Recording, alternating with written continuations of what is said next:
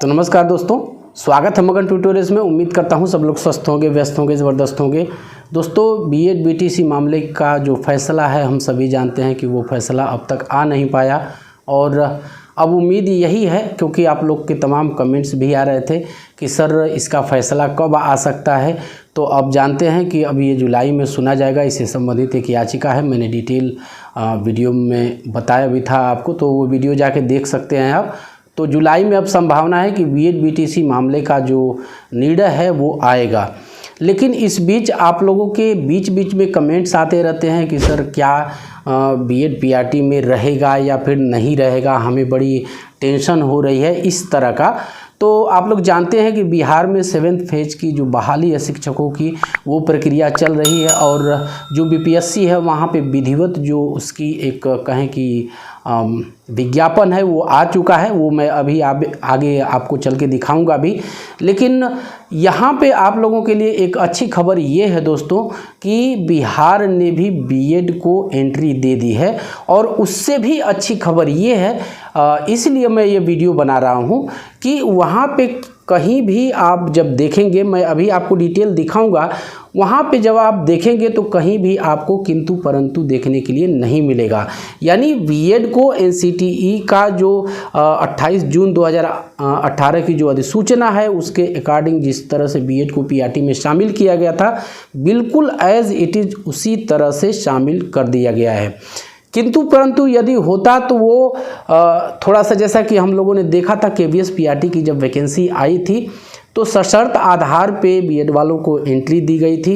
BEd के बच्चे सशर्त आधार पे वो शामिल हुए थे और साफ साफ वहाँ पे मेंशन किया गया था कि आपका जो अभ्यर्थन है वो माननीय सुप्रीम कोर्ट के निर्णय के अधीन होगा।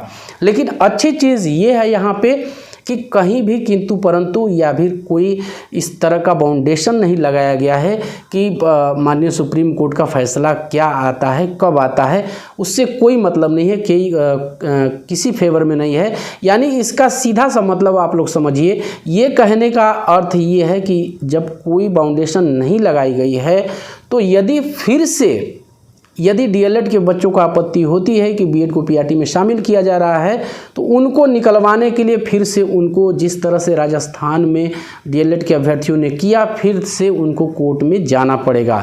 यानी इस निर्णय से ये प्रभावित नहीं होगा, क्योंकि एनसीटीई के जो रूल रेगुलेशंस है उसको बिहार सरकार मानती है और उसके आधार पर उन्होंने विधिवत मेंशन कर दिया है कि जिन लोगों ने बीएड किया है वो भी पीआरटी में शामिल हो सकते हैं। चलिए, मैं पहले आपको डिटेल दिखाना चाहूँगा दोस्तों। यहाँ पे सीधे मैं पीडीएफ पे आपको लेके आता हूँ और डिटेल मैं आपको दिखाना चाहूँगा। यहाँ पे आप साफ साफ देख सकते हैं। और इस पीडीएफ को दोस्तों यदि आप चाहें तो जाके सीधे यहाँ पे देखिए, वेबसाइट का पता भी दिया हुआ है। यहाँ पे वेबसाइट जो है वो दी गई है, तो उसमें आपको कोई दिक्कत नहीं होने वाली है। यहाँ से भी जाके आप ये पीडीएफ जो है डाउनलोड कर सकते हैं, वरना इसी नाम से जो है वो मेरा टेलीग्राम चैनल है, तो उस पर भी मैं ये पीडीएफ डाल दूँगा, आपको टेंशन लेने की ज़रूरत नहीं है। अब यहाँ पे साफ साफ दिया हुआ है जो भी जिस कोटि में जितने पद हैं, यानी 1 से 5, 6 से 8 और 9, 10, 11, 12, इस तरह से अलग अलग पद दिए हुए हैं। लेकिन पीआरटी के पदों की मैं बात करूं यदि, तो यहाँ पे मैं आपको बताना चाहूँगा लगभग 80,000 कुल पद जो हैं वो हैं, लगभग 80,000 पद हैं। तो पद काफ़ी हैं। और मैं जो आपको मेन चीज़ दिखाना चाह रहा था दोस्तों, उस पर मैं लेके चलना चाहूँगा और वहाँ पे हम लोग बातचीत करेंगे। ये तमाम रिजर्वेशंस हैं और ये सारी चीज़ें यहाँ पे दी गई हैं। पद आप लोग देख लिए होंगे और ये सारी चीज़ें पदों से ही संबंधित है, किस तरह से किस श्रेणी में कितने पद आरक्षित हैं। महिलाओं के बारे में मैंने आपको बता ही दिया था पहले कि 50% जो सीटें होंगी वो जो महिला कैंडिडेट्स हैं उनके लिए रिजर्व होंगी। तो सीधी सी बात है, इसमें कोई आपको परेशान होने की ज़रूरत नहीं है। जो आप लोगों की मेन टेंशन है दोस्तों, वो टेंशन इस चीज़ को लेके है। देखिए, मैंने पहले से ही इसको जो है वो मार्कअप कर रखा है ताकि आप लोग को सहूलियत हो। यहाँ पे देख सकते हैं आप कि साफ साफ यहाँ पे लिखा हुआ है, यहाँ पे साफ साफ लिखा है कि विद्यालय अध्यापक के मूल कोटि 1 से 5 के पद पर नियुक्ति हेतु शैक्षणिक एवं प्रशैक्षणिक योग्यता। तो आप देख सकते हैं यहाँ पे 50% या 45% अंकों के साथ इंटर हो यानी उच्चतर माध्यमिक हो और प्लस DLED हो, तो वो तो एलिजिबल है ही, पहले से ही एलिजिबल है। यहाँ पे जो काम की चीज़ है, बीएड के बच्चों को इससे राहत की एक सांस लेंगे वो, यहाँ पे साफ साफ लिख रहा है, आप देख सकते हैं 50% अंकों के साथ स्नातक तथा शिक्षा स्नातक, यानी अब इसमें बीएड को सीधे एंट्री दे दी गई है और कोई किंतु परंतु नहीं है, यानी वो सीधे शामिल होंगे। सुप्रीम कोर्ट से बीएड बीटीसी के मामले में फैसला क्या आता है उससे इसको मतलब नहीं है। यदि किसी को आपत्ति नहीं है तो एनसीटीई के रूल रेगुलेशन के आधार पर ही ये अभ्यर्थी नौकरी करते रहेंगे, जब तक कि अब बिहार के छात्र, बिहार के जो अभ्यर्थी हैं फिर से कोर्ट जाके और बीएड के लिए आपत्ति न डालें। तो एक अच्छी खबर है। यहाँ पे 3 वर्षीय एकीकृत बीएड को भी दे दिया है। 4 वर्षीय एकीकृत बीएड के बारे में भी मैंने आपको बताया था और वहाँ पे कहा था दोस्तों कि बीएड ही भविष्य है, भविष्य में बीएड ही रहेगा 1 to 12 तक, यानी अब DLED का नामो निशान धीरे धीरे समाप्त हो जाएगा। DLED के बच्चे नाराज नहीं होंगे, ये सच्चाई है और इस संबंध में 2-3 वीडियो मैंने डिटेल्ड दे रखी हैं, चाहे तो आप लोग प्लेलिस्ट जाके चेक कर सकते हैं, वहाँ पे देख सकते हैं। मैं यहाँ पे आई बटन पे भी डाल दूँगा इसको।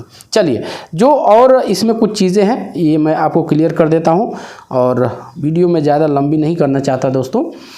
देखिए, यहाँ पे जो ब्रिज कोर्स है 28 जून 2018 की जो अधिसूचना थी एनसीटीई की, उसी के आधार पे उत्तर प्रदेश में भी जो बीएड के अभ्यर्थी हैं उनको शामिल किया गया था 69,000 शिक्षक भर्ती में।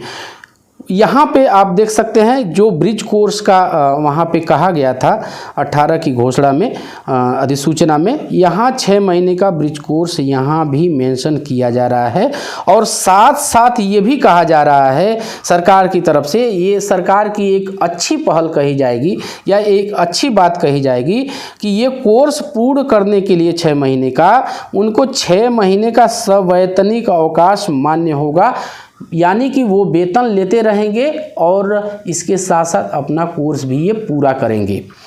तो दोस्तों आप लोगों ने देख लिया, बाकी सारी डिटेल यदि आप पढ़ना चाहें तो मैं इसको अपलोड कर दूंगा चैनल पे, यहाँ पे सारी चीज़ें दी गई हैं। हाँ, एक चीज़ यहाँ पे मैं ज़रूर आपको बताना चाहूँगा, एक चीज़ आप लोग ये ध्यान रखिएगा कि इसमें अंतिम वर्ष के जो टेट या सीटेट पास है वो तो है ही, बैठेंगे ही, ये तो अनिवार्य योग्यता है। लेकिन प्रशैक्षणिक यानी जो प्रशिक्षण, जो ट्रेनिंग उनकी है, यदि वो ट्रेनिंग के अंतिम वर्ष में हैं और उनकी परीक्षा नज़दीक में होने वाली है, यानी अगस्त की कोई डेट दी हुई थी, आप लोग देख लीजिएगा पीडीएफ में, अगस्त में से पहले यदि वो परीक्षा उनकी हो जाती है तो अंतिम वर्ष के जो अभ्यर्थी हैं वो भी बैठ सकते हैं। तो ये भी एक अच्छी खबर है बिहार सरकार की तरफ से। तो बस दोस्तों यही था और मैं कहूँ कि यहाँ पे जब कोई सशर्त आधार पे कोई शर्त नहीं लगाई गई है, इस तरह से एंट्री नहीं दी गई है बीएड को, तो बीएड के बच्चों के लिए एक बहुत अच्छी खबर है और हम ऐसी उम्मीद कर रहे हैं, हम ये मान के चल रहे हैं कि सुप्रीम कोर्ट भी कहीं न कहीं एनसीटीई को प्राथमिकता देगा और वो माननीय सुप्रीम कोर्ट एनसीटीई को हम जहाँ तक समझते हैं, हम ये मान के चल रहे हैं कि कतई इग्नोर नहीं करेगा। जुलाई में पूरी संभावना है कि ये फैसला भी आ जाएगा। तो तब तक आप लोग पढ़ते लिखते रहिए और चलते चलते वही रिक्वेस्ट दो, तो कृपया आप इस चैनल को लाइक, शेयर और सब्सक्राइब ज़रूर कीजिए दोस्तों। जब आप ऐसा करते हैं तो हमें एक मोटिवेशन ज़रूर मिलता है। मिलते हैं अगली वीडियो में, तब तक के लिए नमस्कार।